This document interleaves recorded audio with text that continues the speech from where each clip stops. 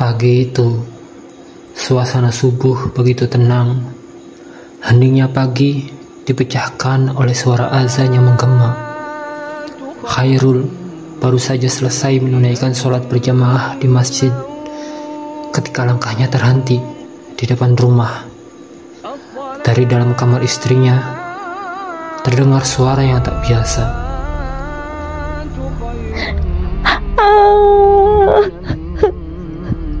Mas,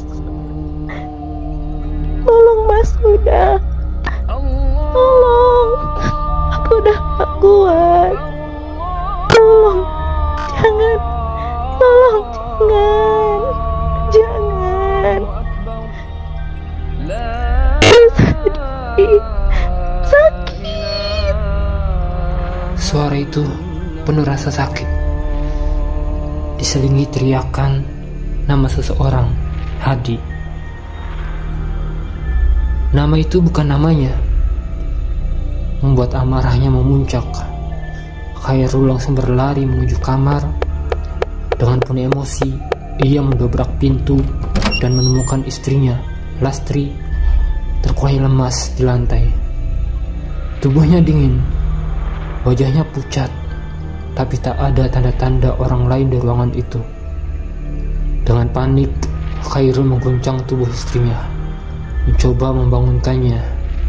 Namun sia-sia, ia menggendong Lastri ke atas kasur.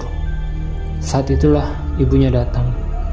Melihat kekacauan di dalam kamar, ibunya menarik Khairul keluar, menenangkannya sambil berkata, Sabar, Nak.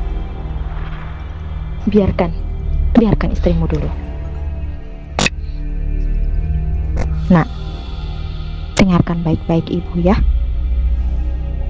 Ini mungkin akan mengguncang jiwamu. Istrimu sebenarnya selalu seperti ini. Setiap habis subuh, dia berteriak-teriak seperti itu. Aku juga awalnya marah dan bingung waktu pertama kali mendengar teriakannya.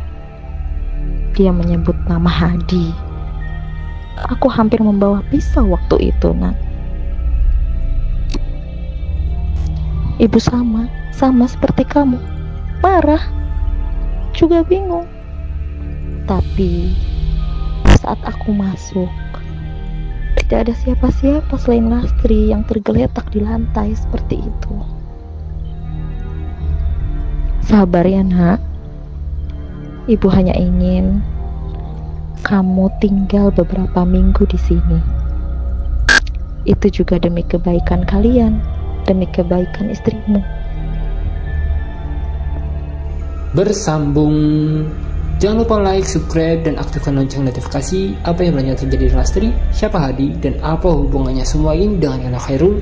Tunggu kelanjutannya di episode berikutnya.